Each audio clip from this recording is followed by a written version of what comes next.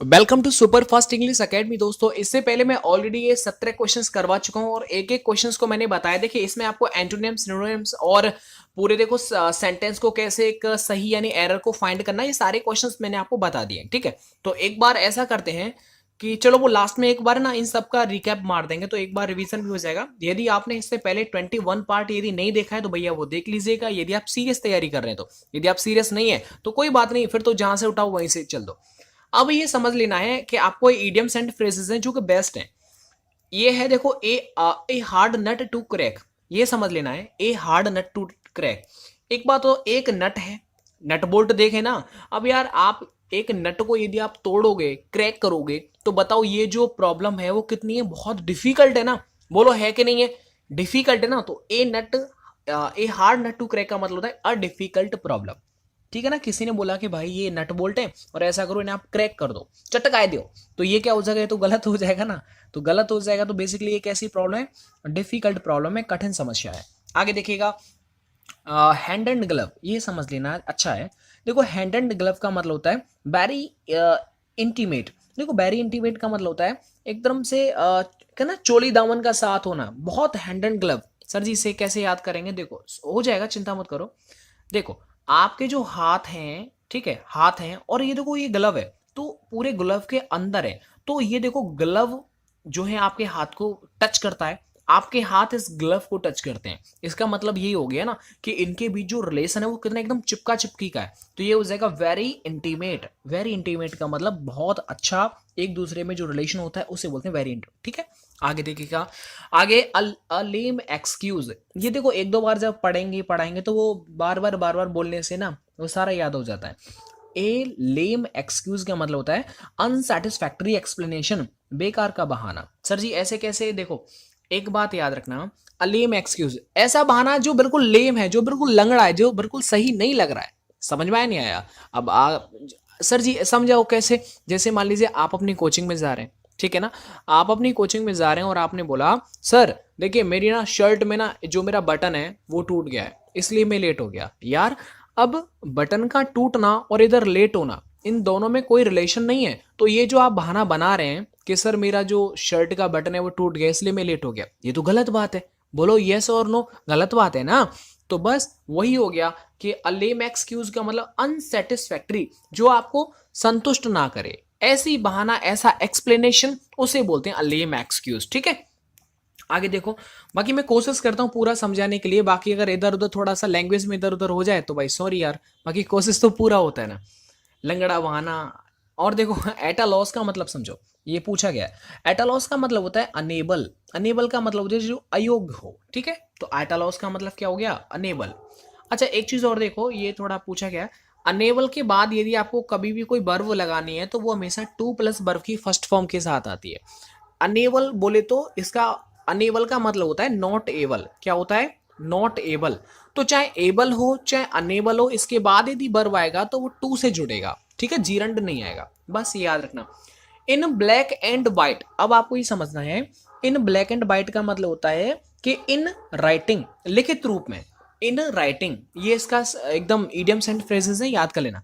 आपने देखा, आपने कोई भी प्रॉपर्टी ली, अब प्रॉपर्टी लेने के बाद आपने कहा कि भैया मैं देखो ब्लैक एंड व्हाइट, व्हाइट तो आपका कागज होता है, ब्लैक आपका पेन होता है, तो इसका मतलब ऐसे कोरिलेट करेंगे तो वो याद हो जाएगा। मतलब क्या है, वो तो लिखित की बात की जा रही है, तो ऐसे करके याद हो जाएगा।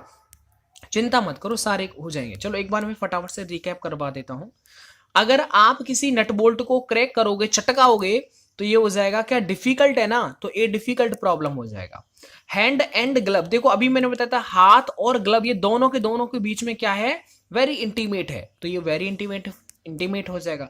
अ लेम एक्सक्यूज, ऐसा बहाना जो लंगड़ा है, तो लंगड़े का मतलब जो आपको संतुष्ट ना करे, अनसेटिस्फैक्टरी एक्सप्लेनेशन। आगे देखो एटलॉस, ये आपको याद रखना, अनेबल, मैंने बोला था अनेबल हो चाहे एबल हो, इसके बाद यदि वर्ब लगाएंगे तो टू प्लस वर्ब की फर्स्ट फॉर्म में आएगा। इन ब्लैक एंड व्हाइट, व्हाइट आपका पेपर है, ब्लैक आपका पेन है, मतलब क्या है, आप कोई भी चीज लिखित रूप में कर रहे हो, भाई पेन का मतलब लिखित, तो ये हो जाएगा बी वाला पार्ट एकदम से हो जाएगा। ठीक है, चलो एक बार रिवीजन करवा दे दोस्तों। यदि आपको ये सीरीज अच्छे लगते ना यार, दिल से लाइक किया करो। समझ रहे हैं? यदि मैं कहता हूं कि यदि आप एक लाइक भी करो ना तो दिल से करो, अगर बेकार लगता है तो बिल्कुल मत करो, डिसलाइक भी कर रहे हो तो यार कमेंट जरूर लीव करो, ठीक है, बाकी जो आपकी मर्जी है वो जरूर करो। आगे देखो, आगे आपको सारे का सारा इंप्रूवमेंट करना है। अच्छा देखो, आपने एक चीज पढ़ा होगा, टू और टू का रूल तो आपने पढ़ा है कि नहीं पढ़ा? तो देखो, टू के बाद आता है एडजेक्टिव, यानी वो भी पॉजिटिव डिग्री वाला, और टू के बाद आता है वर्ब की फर्स्ट फॉर्म। तो यहां पर देखो ये लिख रहा है ना, the offer is too good to be true, यानी जो ऑफर है ना वो इतना ज्यादा सच है कि इस पर विश्वास नहीं किया जा सकता। तो यहां पर बेसिकली ये सी वाला एकदम सही है। आगे देखिएगा, यहां पर एक चीज मैं आपको बता दूं, ये क्या है ना, इस भैया ने क्या किया है कि टू को थोड़ा एक्स्ट्रा लिख दिया, यहाँ पर टू एक्स्ट्रा लिख दिया, तो ये अंडरलाइन पूरा यहां तक होना चाहिए था, क्या जूनियर टू ये यहां तक होना चाहिए था पूरा, ना टू एक्स्ट्रा उसमें लिखा हुआ है। Sujata was junior to me in college. अब ये चीज आपको समझ लेनी है कि भाई देखो इसमें कोई एरर है कि नहीं है। तो एरर, अब देखो बहुत सारे बच्चे क्या करेंगे ना, मतलब जूनियर सीनियर ये तो कंपैरिजन हो रहा है, तो सर जी या टू नहीं या देन आएगा, तो ये वाला गलत है। क्यों क्यों गलत है? कि अगर देखो जूनियर सीनियर इंटीफीरियर, इनमें लास्ट में आई ओ आर आता है। जब आई ओ आर आता है तो कंपैरिजन के लिए हम देखो, अगर मैं इसे ऐसे कर दूं तो ये क्या बन गया, टू बन गया ना, आई ओ आर में टू बन गया, टू बन गया, तो याद रखना इनके बाद कंपैरिजन के लिए हमेशा हम टू लगाते हैं, चाहे वो जूनियर हो, चाहे सीनियर हो, चाहे इंटीफीरियर हो, सुपीरियर हो, टू आएगा। आ गया ना, बस इतना याद रखो। तो ऑलरेडी उसमें दे रखा है, इसलिए नो इंप्रूवमेंट यहां पर सही है। My friend went abroad last week, ये देखो बिल्कुल सही है, कोई गलती नहीं है, क्योंकि लास्ट वीक बोले तो पास्ट इंडेफिनिट के बारे में बात कर रहा है, यस्टरडे बोले तो पास्ट इंडेफिनिट, तो यहां पर वर्ब की फर्स्ट सेकंड फॉर्म आता है, तो ये बिल्कुल सही है, नो इंप्रूवमेंट है, कोई गलती नहीं है इसमें। आगे देखिएगा, अब आपको मैं बता दूं, ये आपको बेसिकली याद रखना है, कोई दिक्कत आपको नहीं आएगा, सबको मैं समझाते जा रहा हूं। अगर आपको अच्छी लगती है तो लाइक करें एक बार। वन ऑफ के बाद जो ये नाउन आता है वो हमेशा प्लूरल आता है, क्या होता है, प्लूरल आता है। वन ऑफ के बाद जो नाउन आता है वो कैसा आता है, प्लूरल आता है। तो देखो माई टीचर नहीं, माई टीचर्स होना चाहिए, तो माई टीचर्स तो बी वाले पार्ट में है। आगे ये वाला रूल मैंने कल बताया था, याद करो, कुर्बानी झांसी वाली रानी, ठीक है। अब झांसी वाली जो रानी है ना हमारी, बहुत अच्छी है वो। अब ये समझ ले, अच्छी का मतलब उन्होंने बहुत अच्छे काम किए ना। अब देखो इफ के साथ कभी भी हेड थर्ड फॉर्म आता है तो जो आगे वाला सेंटेंस होता है वो किस में चलता है बताओ, वुड हैव थर्ड फॉर्म। और ये मैंने कल बोला था, भैया याद कर लो। सर एक बात हूँ, जितने भी मैं प्रैक्टिस हेड करवा रहा हूँ वो हर एग्जाम में पूछे गए, हर एग्जाम का बोले तो मैं जो लेवल जिनका करवा रहा हूँ ना उनमें पूछे गए। यदि आप प्रैक्टिस सेट लगाते ना तो आपको रियलिटी में ये महसूस होता होगा। देखो एक बार मैं ईमानदारी बोलता हूँ कि यदि आप मेरी वीडियोस पर डिपेंड रह करके यदि इंग्लिश सीख रहे ना, तो दोस्त ये श्योरिटी है, मैं आपको 100% लिख के देता हूँ, आप एग्जाम में अच्छा स्कोर करोगे। आप कंपैरिजन यदि आप करें ना कोचिंग्स वालों से, तो कोचिंग वालों से अच्छा आप देंगे, क्योंकि घर पर आपका माइंड फुली कॉन्सेंट्रेट होता है। मैं जो भी बोल रहा हूँ आप सिर्फ सुन रहे हैं, उसे लिख रहे हैं साइड में। ये आप कोचिंग में जाकर के भी तो ऐसा करते हैं ना, वहां आप पैसा खर्च करते हैं, यहाँ पर सिर्फ आपका देखो, मैं तो ये कहता हूँ कि कोचिंग में जाकर के आप सिर्फ, मैं कह रहा हूँ 4 घंटे के लिए पढ़ने जा रहे हैं ना, तो उसके साथ कहीं ना कहीं 2 घंटे आपका वेस्ट भी हो रहा है, एकदम टोटली वेस्ट हो रहा है। लेकिन यूट्यूब पर ऐसा नहीं होता है। तो बेसिकली यहाँ पर हेड थर्ड फॉर्म दे रखा है, तो आगे वुड हैव थर्ड फॉर्म आएगा, तो वुड हैव बोले तो वुड हैव और ए ब्रॉट वाला, ठीक है, ये श्योरली एक एडवर्ब है जो बीच में लगा देते हैं। आगे देखिए, the bell was ringing and ringing but no one picked up to phone. यहां पर समझ लेना है, बहुत सिंपल है। देखो बट वाले केस में क्या चलता है कि भैया बट के बाद जो टेंस आता है ना, वो बेसिकली मैक्सिमम बट से पहले भी वही टेंस यूज किया जाता है। बट के बाद पिक्ड सीधे सीधे सेकंड फॉर्म यूज की गई है, मतलब पास्ट इंडेफिनिट यूज किया गया। तो बट से पहले भी तो पास्ट इंडेफिनिट यूज किया जाएगा ना, तो अब पास्ट इंडेफिनिट यूज किया जाएगा, तो बी वाला एकदम सही है। आप बोलोगे सर जी ये भी तो दे रखा है ना, वो नहीं आएगा। सुनो मेरी बात, ऐसा मैंने क्यों बोला, क्योंकि रिंगिंग एंड रिंगिंग का मतलब वही हो गया ना, रिपीटेडली, बार बार, मतलब जो घंटी थी ना वो बार बार बजी लेकिन किसी ने फोन नहीं उठाया। तो आप रिंगिंग एंड रिंगिंग मत लिखो यदि रिपीटेडली लिख रहा है तो। यहां पर बी वाला पार्ट एकदम सही है। आगे देखो, Sachin Sachin Tendulkar has completed 100 centuries hasn't he. अब ये समझ लेना है, क्या इसमें कोई एरर है? अगर एरर है तो क्या है? देखिए ये क्वेश्चन टैग का मैटर है। यहां पर देखो, ये जो इस कॉमा से पहले ये जो दे रखा है वो पॉजिटिव है, इसका मतलब क्वेश्चन टैग नेगेटिव बनेगा उसी टेंस में। हैज थर्ड फॉर्म में है ना, तो हैज वाला देखो हैजंट, और ये सब्जेक्ट सचिन है, सचिन एक लड़का है मतलब मेल है, तो यहां पर ही आएगा, मतलब इसमें नो इंप्रूवमेंट है, कोई भी गलती नहीं है, ठीक है। आगे देखो, अब आपको बेसिकली अच्छे अच्छे क्वेश्चन आपको बता रहा हूं। एक है इसमें देखो इडियम्स एंड फ्रेजेस हैं, सॉरी वन वर्ड है, अ प्रोफिशिएंट पब्लिक स्पीकर। ऐसा कोई भी स्पीकर जो पब्लिक में धुआंधार बोलता है, उसे कोई भी प्रॉब्लम नहीं होती है। समझ रहे नहीं समझ रहे? तो मतलब प्रोफिशिएंट अगर कोई स्पीकर है तो उसे ओरेटर बोलते हैं। क्या बोलते हैं उसे? ओरेटर बोलते हैं। मतलब बी वाला एकदम क्या हो जाएगा, सही हो जाएगा। ओरेटर का मतलब यही होता है एकदम दक्ष हो, मतलब एकदम से दक्षता पूर्वक किसी चीज जन समूह को संबोधित करने वाला। जैसे आपने देखा जो राजनेता होते हैं वो क्या करते हैं, वो ऑरेटर होते हैं अपने अपने काम। एक होता है क्यूरेटर, क्यूरेटर का मतलब होता है रखवाला, कोई निरीक्षक, उसे बोलते हैं क्यूरेटर। एक होता है नैरेटर, नैरेटर का मतलब होता है कथावाचक, है ना, बयान करने वाला, तो वो नैरेटर होता है। एक होता है आर्बिट्रेटर आर्बिट्रेटर का मतलब होता है पंच, ठीक है। आर्बिट्रेटर का मतलब क्या होता है, पंच लोग। आपने देखा ना गांव में पंच होते नहीं होते? हाँ बिल्कुल सर होते हैं, हम भी गांव के हैं, बिल्कुल गांव के रहेंगे। आगे देखो 32, देखो याद करो, फिट टू बी ईटन, यानी ऐसी कोई चीज हो फिट है ईटन में, मतलब खाने योग्य है। अब खाने योग्य तो मतलब क्या बोले, ईट, ईट का मतलब ईट तो है नहीं, यहाँ एडिबल है तो यहाँ पर एडिबल कर दीजिएगा। एडिबल का मतलब होता है खाने योग्य। एक होता है इसमें लेजिबल, लेजिबल का मतलब होता है पढ़ने योग्य।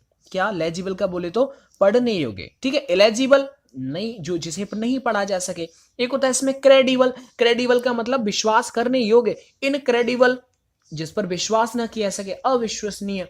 एक होता है इसमें ऑडिबल, ऑडिबल का बोले तो मतलब जो ऑडियो, ऑडियो जिसे सुना जा सके, बस हो गया। ऑलवेज रेडी टू अटैक और क्वेरल, ऐसा इंसान जो हमेशा एकदम लड़ाकू रहता है, लड़ने को हमेशा तैयार रहता है। अग्रेसिव, उसे क्या बोलते हैं, उसे बोलते हैं अग्रेसिव बोलते हैं, सी वाला।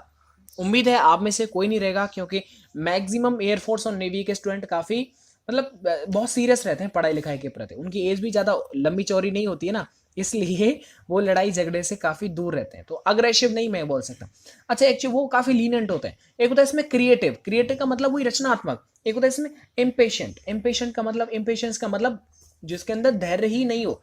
पेशेंट का उल्टा, पेशेंस का उल्टा करने के लिए आया तो इम्पेशेंस होता है। एक होता है इसमें मैलेशियस, मैलेशियस का मतलब जिसको ईर्ष्या करता हो, जेलस की भावना हो, उसे बोलते हैं। आगे बढ़ जाते हैं। अब देखो ये स्पेलिंग्स हैं, मैंने बोला ना इनको आप नोट कर ले करो। वही बची हुई 90 टू 100 होंगी ऑलमोस्ट, जितने भी मैं कराता हूं बस उन्हीं में से आ जाता है। देखो भैया, भैया सुनो, डीजल की स्पेलिंग आपको सही करनी है। तो डीजल की स्पेलिंग ये है DIESEL, DIESEL। डीजल का मतलब वही ईंधन। एक होता है इसमें विलेज, विलेज की स्पेलिंग याद रख लीजिएगा, VILLAGE। तो मतलब डी वाला एकदम सही हो जाएगा, ठीक है। तो और इसकी जो पीडीएफ है वो बहुत जल्दी प्रोवाइड कर दी जाएगी दोस्तों। इससे पहले मैं काफी कुछ आपको करवा चुका हूं, एक बार मैं रिकैप करवा देता हूं जल्दी से फटाफट से। देखो बाकी ये वाला जो पार्ट है ना वो आपको नेक्स्ट लास्ट वाले उसमें वीडियो में मिल जाएगा, डिस्क्रिप्शन में लिंक है, वो देख लेना। अभी तो मैं यहाँ पर एक तरह से रिकैप जल्दी जल्दी करा रहा हूँ। देखिएगा, एवरीवन एक सिंगुलर है, इसलिए आर की जगह पर एज आ जाएगा। एक और देखेगा, रिटर्न के बाद कभी भी बैक नहीं लगता, बैक आता ही नहीं है, क्योंकि उसका मतलब ही वापस लौटना होता है। और बेसिकली यस्टरडे आ रहा है तो इस हैज नहीं आएगा, क्योंकि वो पास्ट इंडेफिनिट आएगा जो कि रिटर्न से क्लियर हो जाएगा। आगे देखो, सिंस फॉर टाइम दे रखा हो तो आपको हमेशा present perfect continuous tense use करना है। बोले तो हैज बीन आईएनजी आ जाएगा। एक चीज और देखेगा, फर्नीचर कभी भी प्लूरल में नहीं लिखा जाता है, तो फर्नीचर्स आ जाएगा। एक बात और देखिएगा, लैंग्वेज कभी प्लूरल में नहीं लिखा जाता, इसलिए यहाँ पर लैंग्वेज आएगा, और लैंग्वेज आ गया तो यहाँ पर क्या आ जाएगा, इज आ जाएगा। मैंने बोला अगर आपको ये पार्टिसिपल क्लॉज दे रखा है तो यहाँ पर इट लगा देना है, कब, जब बीइंग आ जाए स्टार्टिंग सेंटेंस में मैक्सिमम, बाकी ये रियल नहीं है। आगे देखो थ्राइव, अब आपको समझ लेना है। थ्राइव का मतलब किसी को बढ़ावा देना, फ्लरिश करना, तो फ्लरिश हो जाएगा। एक होता है इसमें एग्वेस, एंग्वेस का मतलब क्या हो जाएगा, एगोनी हो जाएगा। क्या हो जाएगा, एगोनी। ये सबको आपको याद रखना है, ये आपका सिनोनियम बता रहा हूं मैं आपको, एंटोनिम से सिनोनियम। एगोनी का मतलब क्या है, वही दुख शोक वगैरह। एक होता है उसमें डिस्यूड, डिस्यूड का मतलब क्या कि डिस्करेज कर देना, किसी को हतोत्साहित कर देना, वो डिस्यूड होता है। अब आपको देखो एंटोनिम्स, लीड का मतलब नेतृत्व करना, फॉलो का मतलब किसी का अनुसरण करना, तो यहां पर सी वाला सही है। आगे देखो इंसोलेंट, इंसोलेंट का मतलब आपको समझ लेना है कि इंसोलेंट का बोले तो मतलब बदतमीज, जो असभ्य हो, तो उल्टा क्या हो जाएगा, सबमिसिव, जो एकदम आए है, जो आज्ञा मानता हो। एक तो इसमें परमिट, परमिट का मतलब अनुमति देना, फॉरबिड का मतलब मना कर देना, तो फॉरबिड इसका उल्टा हो जाएगा। मैंने बोला कि एक यदि आप नट बोल्ट को क्रैक करोगे तो वो डिफिकल्ट है, a difficult problem. Hand and glove ये दोनों में क्या है, चोली दामन का साथ है, बोलो तो इंटीमेट रिलेशन है। अ लेम एक्सक्यूज ऐसा बहाना जो लंगड़ा होता है, तो मतलब लंगड़े बहाने मतलब जिससे आप संतुष्ट ना हो, अनसेटिस्फैक्ट्री एक्सप्लेनेशन। एटालॉस का मतलब अनेबल, एक चीज और, अनेबल एबल के बाद यदि बर्फ आएगा तो टू प्लस बर्फ ही फर्स्ट में आएगा। इन ब्लैक एंड व्हाइट, ये व्हाइट पेपर है, यदि आप इसमें ब्लैक पेन चलाएंगे मतलब आप कहीं ना कहीं लिखने की बात कर रहे हैं, तो इन राइटिंग हो जाएगा। यहां पर देखिएगा 2 and 2 का रूल यूज हो रहा है, तो यहां पर शी वाला एकदम सही हो जाएगा। एक्सप्लेनेशन वीडियो में दे रखा है, ये एक्स्ट्रा है। देखो जूनियर के साथ हमेशा 2 आता है, तो इसमें नो इंप्रूवमेंट आएगा। जूनियर 2, सीनियर 2, जिसमें IOR आ जाए, मैं इसे टी कर दूं बोले तो 2, तो याद रखना इसके बाद 2 आता है। कंपैरिजन में कभी भी देन नहीं लगता। लास्ट वीक नो इंप्रूवमेंट, क्योंकि यहां पर सेकंड पास्ट इंडेफिनिट दे रखा है, एकदम सही है। वन ऑफ के बाद हमेशा प्लूरल नाउन आता है, तो प्लूरल माई टीचर का क्या हो जाएगा, माई टीचर्स हो जाएगा। हेड थर्ड फॉर्म दे रखी है इफ के साथ, तो आगे वाला सेंटेंस जो होता है वो वुड हैव थर्ड फॉर्म में बनता है, तो वुड हैव थर्ड फॉर्म आ जाएगा।